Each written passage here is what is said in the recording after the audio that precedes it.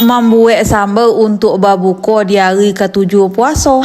Kada pula kita li. Hari kini awak akan membuat sambal goreng ikan sisik. Gado-gado jo es lumut dari Nutrijel. Agak tak panjang video kita kini ngoha. Sobo membuat gado-gado de lama tapi loma. Ko awak mandian ikan sisik ro berosi-berosi awak beli 1/2 kilo tak ngoha. Dak lupa diungkap dulu do baru diagi bumbu marinasi. Tu wak tompang lo mau beritahu untuk gado-gado sekali. Lanjut awak goreng kacang tanah leko seperompek bori eta kongwa. Dek minyak penggoreng hitam lata lambek bangkit lo kacang wak adek ya. Tu wak lanjut lo jo menggoreng ikan dan lawak ungkap tako. Di samping kuali penggoreng ikan go awak jorang lo kuali awak goreng lo tahu lay untuk gado-gado. Nyo kalau dak suwok kider di jorang kuali modeko lamo masa ango. Awak tojun ke dapur lah sudah semua yang asal. Dak kalamo bagai de api memanggang kuali nan tahu wak tako lah masa. Tahu di bangki nan ikan di samping itu takonyo lah masak lo di bangki lo nyoleh. Kini awak dak ado manggiliang lado jo menggoreng lado do sobo lado sambal calamari banyak leh. Jadi lado itu je wak angin coca bau masukan ikan dan lawak goreng tako. Dak bakawan sambal ikan wak kini do sorang je nyo dalam itunya. Lah sudah wak galimang kasado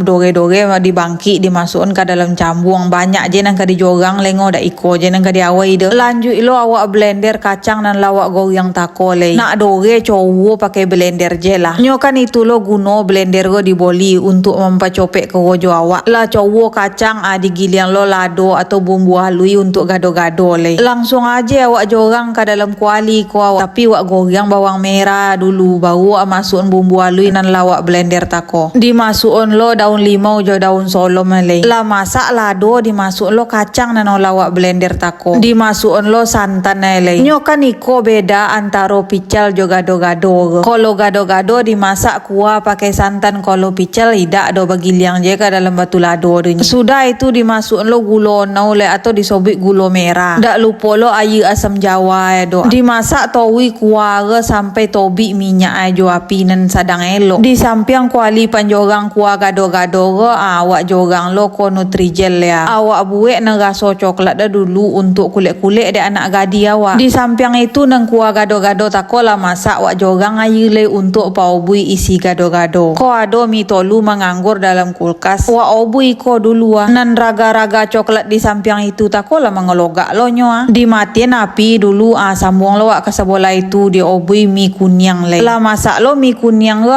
bau wak masukon raga-raga coklat tako ke dalam cetakan ko. Sabone lumayan lama tapi wak pasingkek je di samping itu kan lah wak obui lo ko kantang wak basuh periuk pambuek raga-raga coklat tako di jorang lo nan raso mangga raga-raga le. Untuk pabukon dek nan puaso beko. Lah mangga logak lo raga-raga dimasukkan lo ke dalam panci nan lawak masukkan batu es sebelumnya tako dikacau copek supaya inyo cair ditolong pakai balon wisra. Kiro-kiro lah cair raga-raga kecek pengguna awak model lumui dimasukkan susu evaporasi sekaliang supaya nak loma ditambah lo susu kental manis sangene. Dulu minuman iko kan sempat viral logo. Pernah lo awak buek tapi dak do pakai susu evaporasi do. Lai lomak je nye tapi lebih lomak pakai susu evaporasi lai. Kok nak pue memakan yo buek seorang di rumah jam boli. Tu lampie do kok kawakotu babuko di prepare lo gado-gado wak lai. Dicompun sado isi dalam ciek tompek mode kantang, tahu, loba, mi kunyang, toge, kacang panjang